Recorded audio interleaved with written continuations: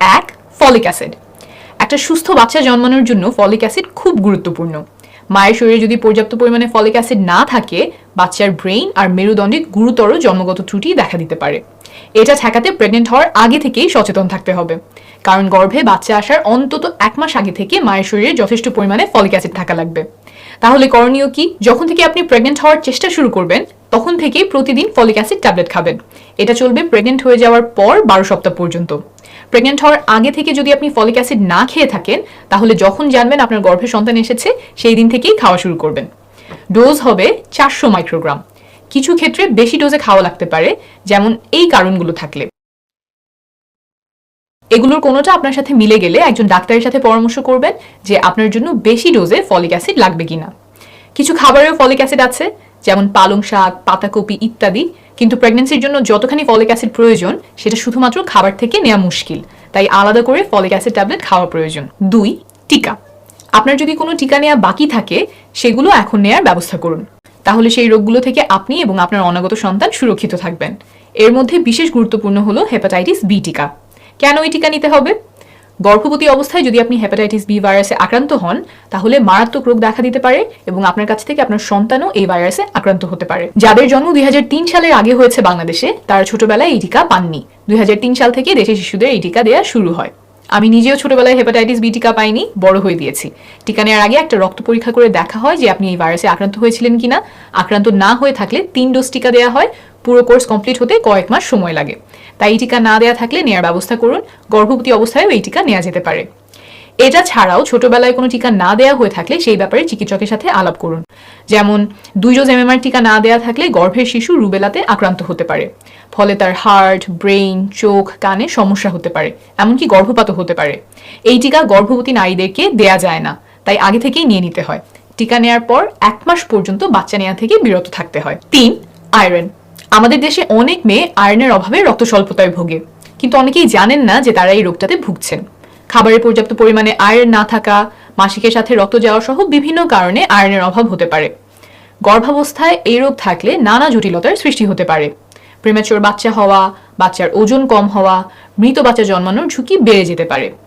সুখবর হলো এই রোগটা চিকিৎসা করে সম্পূর্ণভাবে সারিয়ে তোলা সম্ভব। সাধারণত কয়েক মাস আয়রন ট্যাবলেট খেতে হয়। তাই আপনি যখন বাচ্চা নেওয়ার পরিকল্পনা করছেন তখনই ডাক্তারের সাথে পরামর্শ করবেন। খুব অল্প খরচের একটা রক্ত পরীক্ষা করেই দেখা যায় রক্ত স্বল্পতা আছে কিনা, আয়রনের লেভেল ঠিক আছে কিনা। তারপর প্রয়োজন হলে তখন থেকেই চিকিৎসা শুরু করা যাবে। 4, ভিটামিন ডি। ভিটামিন ডি আমাদের হাড়, দাঁত, মাংসপেশি সুস্থ রাখতে সাহায্য করে। গর্ভের বাচ্চার হাড়, দাঁত সহ বিভিন্ন অঙ্গের সুস্থ গঠনের জন্য ভিটামিন ডি প্রয়োজন, কিন্তু আমাদের অনেকের শরীরেই ভিটামিন ডি এর অভাব রয়েছে। 2011-12 সালে একটা জাতীয় জরিপে দেখা যায় যে বাংলাদেশে প্রতি 4 জনে একজন নারীর ভিটামিন ডি এর ঘাটতি আছে। শুধু খাবার থেকে ভিটামিন ডি এর অভাব পূরণ করা যায় না। সাধারণত রোদে গেলে শরীর ভিটামিন ডি তৈরি করে নেয়। রোদে না যাওয়া, রোদে গেলেও শরীরের প্রায় সবটুকু কাপড় দিয়ে ঢেকে রাখা, চামড়ার রং ইত্যাদি কারণে অনেক নারীর ভিটামিন ডি এর ঘাটতি থাকে। চিকিৎসকের সাথে পরামর্শ করে জানবেন আপনার ভিটামিন ডি এর ঘাটতি আছে কিনা। ভিটামিন ডি এর ঘাটতি থাকলে তা সহজেই পূরণ করা সম্ভব। ডাক্তার বলে দিতে পারবেন কি মাত্রায় ভিটামিন ডি খেলে অভাব পূরণ হবে। 5, ক্যাফিন। গর্ভবতী অবস্থায় অনেক বেশি ক্যাফিন খাওয়া বাচ্চার জন্য ক্ষতিকর। অনেকগুলো গবেষণায় দেখা গেছে যে মা উচ্চ মাত্রায় ক্যাফিন খেলে বাচ্চা কম ওজন নিয়ে জন্মগ্রহণ করতে পারে, ফলে নানাবিধ স্বাস্থ্য সমস্যা দেখা যায়। মিসক্যারেজ বা গর্ভপাতের সম্ভাবনাও বাড়তে পারে। তাই গর্ভাবস্থায় পরামর্শ দেওয়া হয় সীমিত পরিমাণে ক্যাফিন খেতে 200 মিলিগ্রামের মধ্যে রাখতে। হুট করে ক্যাফিন খাওয়া কমিয়ে দেওয়া অনেকের জন্য কষ্টকর হয়, তাই খুব বেশি খাওয়ার অভ্যাস থাকলে এখন থেকেই কমানো শুরু করা ভালো। কোন খাবারে কতটুকু ক্যাফিন থাকে তা বলে দেই, 200 মিলিগ্রামের হিসাব মেলাতে তাহলে সহজ হবে। চা, coffee, Coke, soft drinks, energy drinks, chocolate ইত্যাদি খাবারে ক্যাফিন থাকে। সাধারণত 350 ml এর 1 কাপ চায়ে 75 মিলিগ্রাম ক্যাফিন আর ইনস্ট্যান্ট কফিতে 100 মিলিগ্রাম ক্যাফিন থাকে। অর্থাৎ গর্ভবতী অবস্থায় দিনে 2 কাপ কফি অথবা 2.5 কাপের একটু বেশি পরিমাণ চা খাওয়া যাবে। তবে কোক, চকলেট বা অন্য কোনো ক্যাফিন জাতীয় খাবার খেলে সেই অনুযায়ী কমিয়ে চা, কফি খেতে হবে। 6, ওজন। আপনার ওজন যদি স্বাভাবিকের চেয়ে বেশি হয় তাহলে গর্ভধারণের সময় নানা রকম রোগ দেখা দিতে পারে, যেমন ডায়াবেটিস, হাই ব্লাড প্রেশার, প্রিএক্লাম্পসিয়া ইত্যাদি। আবার বাচ্চা প্রসবের সময় বাচ্চার কাঁধ আটকে যেতে পারে, বাচ্চা প্রসবের পরে অনেক রক্তপাত হতে পারে, নর্মাল না হয়ে সিজার করা লাগতে পারে। ওজন স্বাভাবিক থাকলেও এই সমস্যাগুলো দেখা দিতে পারে, কিন্তু ওজন বেশি হলে ক্ষেত্রভেদে এগুলোর সম্ভাবনা 2 গুণ, 3 গুণ, 4 গুণ বেড়ে যায়।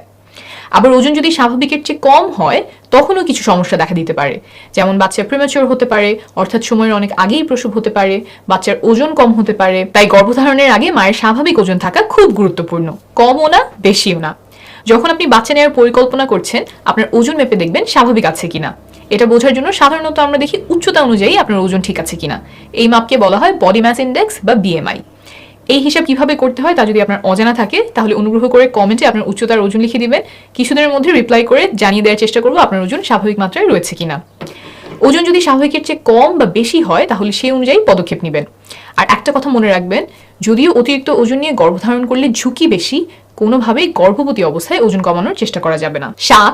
স্বাস্থ্যকর খাবার। আমাদের প্রত্যেকের সবসময় স্বাস্থ্যকর খাবার খাওয়া উচিত, তবে আপনি যখন বাচ্চা নেবেন বলে ঠিক করেছেন, তখন স্বাস্থ্যকর খাদ্যাভ্যাস গড়ে তোলা খুবই গুরুত্বপূর্ণ। খাওয়ার সময় দেখা যায় আমরা ভাতটাই বেশি খাই, প্লেট ভর্তি করে ভাত নিয়ে সাথে অল্প তরকারি নেই, কিন্তু এভাবে খেলে শরীরের যা পুষ্টি দরকার তা পূরণ হয় না।